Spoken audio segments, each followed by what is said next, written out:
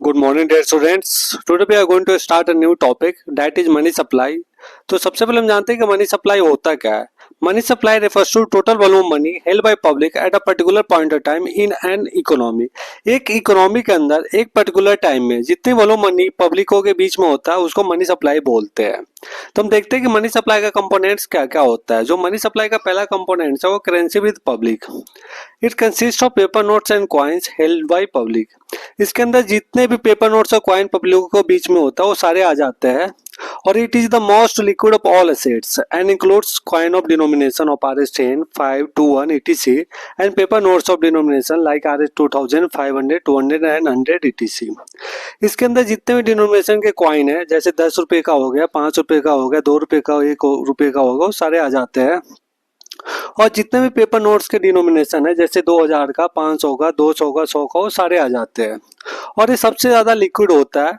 Liquidity का मतलब क्या होता है? किसी भी चीज को कितनी आसानी से उसको कैश के रूप में एक्सचेंज कर सकते हैं, उसकी लिक्विडिटी उतनी ज्यादा होगी. जैसे मान लीजिए आप किसी दुकान पे जाते हैं, आपको कोई सामान लेना है, उस सामान का दाम है 50 रुपया, तो आप उसको कैश 50 रुपये देंगे, सामने वाला आपको सामान दे देगा. पर मान लीजिए आपके पास कैश नहीं है, आपके पास डेबिट और क्रेडिट कार्ड है, तो आप उसको डेबिट और क्रेडिट कार्ड देंगे, वो सामने वाला डेबिट और क्रेडिट कार्ड मशीन में स्वाइप करेगा, स्वाइप करने के बाद उसके अंदर आप पिन डालेंगे, उसके बाद ये आपका ट्रांजैक्शन हो पाएगा. तो इसमें इसकी लिक्विडिटी क्या होगी? कैश से थोड़ी सी कम होगी. मान लीजिए आपके पास ना ही तो कैश है और ना ही डेबिट और क्रेडिट कार्ड है, आपके पास गोल्ड है, तो अब डायरेक्ट 50 रुपए के लिए दुकानदार को आप गोल्ड नहीं दे सकते हैं. आप कहाँ जाएंगे? मार्केट में जाएंगे, ज्वेलर्स के पास जाएंगे, वहां पे आप उसको सेल करेंगे. सेल करने के बाद आपको जो पैसा मिलेगा वो पैसे लेकर आप दुकानदार के पास आएंगे, दुकानदार को आप पैसे देंगे, उसके बाद ही आप सामान ले पाएंगे. यानी कि इसकी क्या हो गई? लिक्विडिटी और कम हो गई कैश से और डेबिट कार्ड से. मान लीजिए आपके पास ना ही तो कैश है, ना ही डेबिट कार्ड है, ना ही क्रेडिट कार्ड है, और ना ही आपके पास गोल्ड है, आपके पास जमीन है. तो आप क्या करेंगे? घर जाएंगे, कस्टमर ढूंढेंगे, कस्टमर ढूंढने के बाद उसको आप सेल करेंगे, सेल करने के बाद आपको पैसा मिलेगा, वो पैसों को लेकर दुकानदार के पास आएंगे, तब जाके आपको सामान मिल पाएगा. यानी कि इसकी लिक्विडिटी क्या होगी? बहुत कम होगी. सबसे कम किसकी हो जाएगी? इसकी हो जाएगी. Currency money is also term as fiat money that is under law it must be accepted for all debts. जो करेंसी मनी है उसको फियाट मनी भी बोलते हैं. फियाट मनी का मतलब क्या है? फियाट मनी एक लीगली एक्सेप्टेड मनी होता है. आप इसको किसी भी डेब्ट के लिए आप इसको यूज कर सकते हैं, सामने वाला इसको लेने से मना नहीं कर सकता. अगर सामने वाला इसको लेने से मना करता है तो उसके अगेंस्ट आप लीगल एक्शन ले सकते हैं. अब दूसरा कंपोनेंट्स देखते हैं मनी सप्लाई का क्या होता है. जो दूसरा कंपोनेंट्स है वो डिमांड डिपॉजिट विद बैंक. अब जब बैंक में जाते हैं तो दो तरह का डिपॉजिट करवाते हैं, या तो डिमांड डिपॉजिट करवा सकते हैं या टाइम डिपॉजिट करवा सकते हैं. टाइम डिपॉजिट को हम फिक्स डिपॉजिट भी बोलते हैं. डिमांड डिपॉजिट नाम से पता चल रहा है इसको आप अपने डिमांड के हिसाब से पैसे को निकलवा सकते हैं. जैसे मान लीजिए आप अकाउंट में पैसे डलवाए, आपका डिमांड डिपॉजिट है, तो आप जब आपको पैसे की जरूरत पड़ेगी तब उसको अपने डिमांड के हिसाब से पैसे निकलवा सकते हैं. पर जो टाइम डिपॉजिट होता है उसमें ऐसा नहीं होता है. टाइम डिपॉजिट में एक पर्टिकुलर टाइम के लिए डिपॉजिट करते हैं. जैसे मान लीजिए आप 2 साल के लिए डिपॉजिट किया है तो उस पैसों को आप 2 साल के बाद ही निकलवा सकते हैं. अगर 2 साल से पहले अगर उस पैसे को निकलवाना है तो उस केस में आपको पेनाल्टी चार्ज करेगी बैंक वाले. Interbank deposit do not form a part of money supply. जो इंटरबैंक डिपॉजिट होता है वो मनी सप्लाई का पार्ट नहीं होता है. इंटरबैंक डिपॉजिट क्या होता है? जैसे जो बैंक रन करती है तो उसको डे टू डे खर्च करने के लिए पैसे की जरूरत पड़ती है. जब वो पैसे की शॉर्टेज हो जाती है तो एक बैंक क्या करता है? दूसरे बैंक से लोन ले लेता है शॉर्ट पीरियड टाइम के लिए, तो उसको हम इंटरबैंक डिपॉजिट बोलते हैं. ये मनी सप्लाई का पार्ट नहीं होता है. अब हम देखते हैं measures of money supply. Money supply को मेजर कौन करता है? मनी सप्लाई का मेजर क्यों किया जाता है और मनी सप्लाई का मेजर कैसे करते हैं? मनी सप्लाई का मेजर आरबीआई करती है. आरबीआई को मनी सप्लाई का मेजर क्यों करना पड़ता है? क्योंकि हमारे देश के अंदर इन्फ्लेशन को कंट्रोल करने की जिम्मेवारी आरबीआई के ऊपर दी गई है. आरबीआई को इन्फ्लेशन कंट्रोल करने के लिए जानना बहुत जरूरी होता है कि इकोनॉमी के अंदर कितने मनी सप्लाई. जैसे मान लीजिए इन्फ्लेशन कम करना है तो आरबीआई क्या करेगी? इकोनॉमी के अंदर से पैसे को सक आउट कर लेगी. तो पैसे को सक आउट करेगी जब, तो इंटरेस्ट रेट बढ़ जाएगा. जब इंटरेस्ट रेट बढ़ जाएगा तो लोगों बहुत कम पैसे लोन में लेने के लिए जाएंगे. जब बहुत कम पैसे लोन में लेंगे यानी कि उसके पास लोगों के पास क्या होगा? पैसे की कमी होगी. जब पैसे की कमी होगी उस केस में क्या होगा? इन्फ्लेशन कम हो जाएगा. पर दूसरे सिनारियो ले लीजिए कि मान लीजिए इन्फ्लेशन रेट को ज्यादा करना है, तो उस केस में आरबीआई क्या करेगी? इकोनॉमी के अंदर पैसे को इंजेक्ट कर देगी. जब इकोनॉमी के अंदर आरबीआई पैसे को इंजेक्ट करेगी तो लोगों के पास पैसे बहुत ज्यादा हो जाएगा. क्यों? क्योंकि इंटरेस्ट रेट कम हो जाएगी। जब इंटरेस्ट रेट कम हो जाएगी तो लोग बहुत ज्यादा पैसे लोन में लेंगे। जब पैसे बहुत ज्यादा लोन में लेंगे तो पब्लिक के बीच में क्या होगा, पैसे बहुत ज्यादा होंगे, यानी कि खर्चा बहुत ज्यादा करेंगे। जब खर्चा बहुत ज्यादा करेंगे यानी कि इन्फ्लेशन क्या हो जाएगी, बढ़ जाएगी। अब हम देखते हैं कि मनी सप्लाई को मेजर कैसे किया जाता है। आरबीआई मनी सप्लाई को मेजर करने के लिए 4 टूल्स यूज करता है।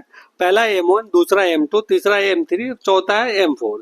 M1 क्या होता है, करेंसी विद पब्लिक, यानी कि जो जिसके अंदर क्वाइंस और करेंसी नोट्स दोनों आ जाता है। जो पब्लिक के बीच में जितने भी क्वाइंस और करेंसी नोट्स है वो सारे को ले लेंगे, प्लस उसमें demand deposit with the public with commercial bank को ऐड कर देंगे। यानी कि जो पब्लिकों का कमर्शियल बैंक में जितने भी डिमांड डिपॉजिट है उसको ऐड अप कर देंगे तो हमारे क्या आ जाएगा, M1 आ जाएगा। यहाँ पे एक टर्म आ रहा है कमर्शियल बैंक।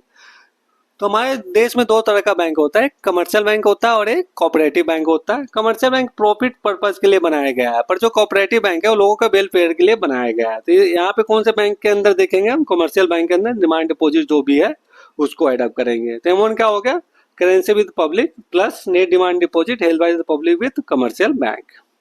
अब हम देखते हैं M2 क्या होता है। जब M1 में हम saving deposit with post office को भी एड अप कर देंगे तो हमारे क्या आ जाएगा, M2 आ जाएगा। तो M2 क्या होगा, M1 plus saving deposit with post office. तो M1 और M2 है उसको हम नैरो मनी भी बोलते हैं। नैरो मनी इसलिए बोला जाता है क्योंकि इसकी लिक्विडिटी बहुत ज्यादा होती है। बहुत ज्यादा लिक्विड होने के कारण बैंक वाले इसको लोन पर्पज के लिए यूज नहीं कर पाता है।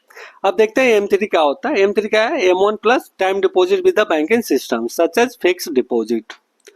M1 प्लस जो time deposit with banking system होता है उसको एडअप कर देते हैं तो हमारा क्या आ जाता है, M3 आ जाता है। तो M3 क्या हुआ, M1 plus time deposit with the banking system. अब देखते हैं M4 क्या होता है। जब M3 में all deposit with post office saving organization को एडअप कर देते हैं तो हमारा M4 आ जाता है। इसके अंदर नेशनल सेविंग सर्टिफिकेट है उसको एक्सक्लूड कर देते हैं, उसको एडअप हम नहीं करते। तो M1 क्या होगा, currency with public plus net demand deposit held by the public with commercial bank. M2 क्या होगा, M1 plus saving deposit with post office. M3 क्या होगा, M1 plus time deposit with the banking system. M4 क्या हो गया, M3 plus all deposit with post office saving organization. इसके अंदर national saving certificate को एक्सक्लूड हम कर देते हैं। और जो M3 M4 है उसको हम ब्रॉड मनी बोलते हैं। ब्रॉड मनी इसलिए बोला जाता है क्योंकि इसकी लिक्विडिटी बहुत कम होती है। बहुत कम होने के कारण बैंकिंग सिस्टम इसको लोन पर्पज के लिए यूज कर पाते हैं। अब देखते हैं कि इसमें लिक्विडिटी सबसे ज्यादा किसकी होती है, सबसे कम किसकी होती है। तो M1 की लिक्विडिटी बहुत ज्यादा होती है और M4 की लिक्विडिटी बहुत कम होती है। हम देखते हैं कि M1 और M2 M3 M4 में कंपैरिजन करते हैं लिक्विडिटी के हिसाब से।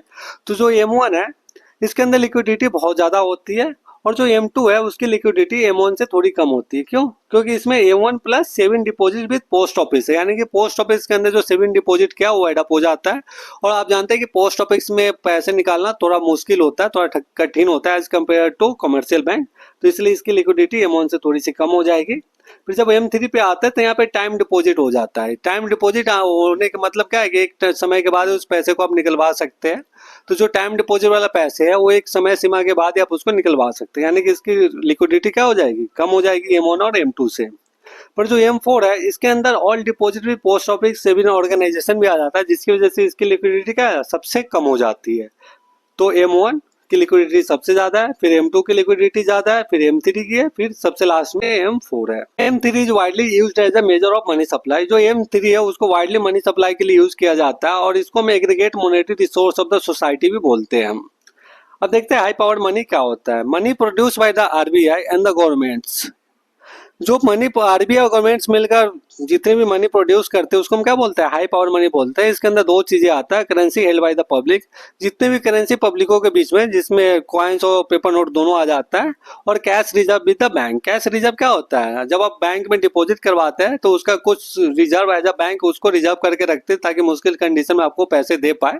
तो देखते हैं कि हाई पावर मनी और मनी के बीच में डिफरेंस क्या होता है। हाई पावर मनी के अंदर currency plus cash reserve with bank, यानी कि करेंसी जो पब्लिकों के बीच में है, जो पेपर नोट कॉइन दोनों हो गए, प्लस जो कैश रिजर्व विद बैंक, जो बैंक वाले जो कैश रिजर्व करके रखते हैं उन दोनों को जब एडअप कर देंगे तो हमारा क्या आ जाएगा, हाई पावर मनी आ जाएगा। पर जो सिंपल मनी क्या होता है, currency plus demand deposit. Currency के साथ डिमांड डिपॉजिट को एडअप कर देंगे तो हमारा सिंपल मनी आ जाएगा। अब देखते हैं कि रिजर्व मनी क्या होता है। The gross amount of the flowing six segments of money at any point of time is known as reserve money। ये जो 6 सेगमेंट दिया हुआ है, इन 6 को जब एड अप कर देंगे किसी भी पॉइंट ऑफ टाइम में तो उस समय का क्या आ जाएगा, हमारा रिजर्व मनी आ जाएगा। कौन कौन से 6 पॉइंट है। पहला है RBI net credit to the government. RBI जो गवर्नमेंट को जितने भी क्रेडिट देती है, या तो पैसे देती है या पैसे लेती हुई है गवर्नमेंट से, तो उसको एडअप करेंगे। Plus RBI net credit to the bank, जो आरबीआई जितने भी क्रेडिट बैंक को देती है उसको एडअप करेंगे। RBI net credit to the commercial bank, RBI जितने भी क्रेडिट कमर्शियल बैंक को देती है उसको एडअप करेंगे। Net forex reserve with the RBI, जितने भी फॉरेक्स रिजर्व आरबीआई के साथ रहती है, फॉरेक्स रिजर्व हम अच्छे से पढ़ेंगे अगले चैप्टर में, आने वाले कुछ चैप्टर के बाद में फॉरेक्स रिजर्व पढ़ेंगे बहुत अच्छे से। Plus government currency liability to the public, government की जितनी भी लाइबिलिटी है पब्लिकों के लिए वो उसको भी एडअप करेंगे। Net non monetary liability of the RBI, जितने भी net non monetary liability of RBI का उसको भी एडअप करेंगे। ये 6 सेगमेंट है, इन सबको जब एडअप कर देंगे जितना आएगा उसको हम क्या बोलेंगे, रिजर्व मनी बोलेंगे। अब देखते हैं कि मॉनेटरी सिस्टम इंडिया कैसे वर्क करता है। The present monetary system India is manage and control by RBI and is known as inconvertible paper currency standard. जो प्रेजेंट मॉनेटरी सिस्टम इंडिया के अंदर है उसको मैनेज और कंट्रोल आरबीआई करती है और इसको इनकन्वर्टिबल पेपर करेंसी स्टैंडर्ड बोलते हैं। अगर आपको पता नहीं है कि इनकन्वर्टिबल पेपर करेंसी स्टैंडर्ड क्या होता है, तो फर्स्ट लेक्चर में मैंने बताया कि कन्वर्टिबल पेपर स्टैंडर्ड करेंसी क्या होता है और इनकन्वर्टिबल पेपर स्टैंडर्ड करेंसी क्या होता है, तब वहां से इसको आराम से पढ़ सकते हैं। In India rupees has been regarded as the standard currency for all transaction. India के अंदर जो रुपी है उसको सारे ट्रांजैक्शन के लिए स्टैंडर्ड करेंसी माना जाता है। In India coins are limited legal tender money, India के अंदर जो कॉइन्स है वो लिमिटेड लीगल टेंडर मनी है। लिमिटेड लीगल टेंडर मनी का मतलब ये है कि एक लिमिट तक आप कॉइन को आप यूज कर सकते हैं। किसी को अगर आपको डेप्ट देना है तो वो डेप्ट देने के लिए मैक्सिमम आप 1000 रुपये तक का कॉइन आप दे सकते हैं। 1000 से ज्यादा का कॉइन अगर आप देते हैं तो सामने वाला उसको लेने से मना कर सकता है, आप उसके अगेंस्ट में लीगल एक्शन नहीं ले सकते हैं। पेपर नोट्स है अनलिमिटेड लीगल टेंडर मनी, जो पेपर नोट्स है वो अनलिमिटेड लीगल टेंडर मनी, यानी कि आप किसी को डेप्ट देने के लिए जितना मर्जी उतना पेपर नोट यूज कर सकते हैं, सामने वाला मना नहीं कर सकता। सामने वाला ये नहीं बोलेगा कि पेपर नोट नहीं ले सकते हैं। अगर सामने वाला मना करता है तो उसके अगेंस्ट में आप लीगल एक्शन ले सकते हैं। RBI has the sole monopoly to issue currency notes of RS2 and above. 2 या 2 से ज्यादा की जितने भी करेंसी नोट्स है उन सबको आरबीआई इशू करती है। Ministry of finance issue the 1 rupee note and all the coin, और 1 रुपया और जितने भी कॉइन है उन सबको इशू कौन करता है, ministry of finance. However, responsibility putting all the currency notes and coins into circulation rests with the RBI। पर जो जितने भी कॉइन्स और करेंसी है उसको सर्कुलेशन में कौन लाता है, आरबीआई लाता है। India follow the minimum reserve system for notes issue. Under this system, the central bank is required to keep a minimum reserve of gold and foreign exchange worth ₹200 crore and RBI can issue any number of notes।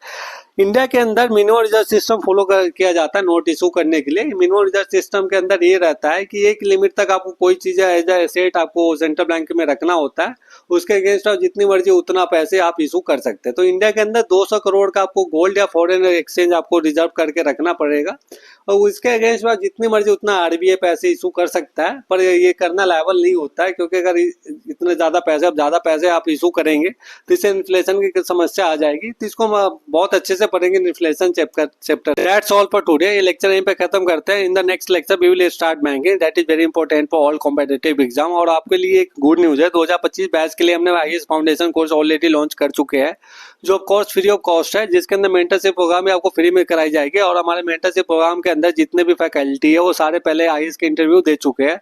तो please like and subscribe the channel.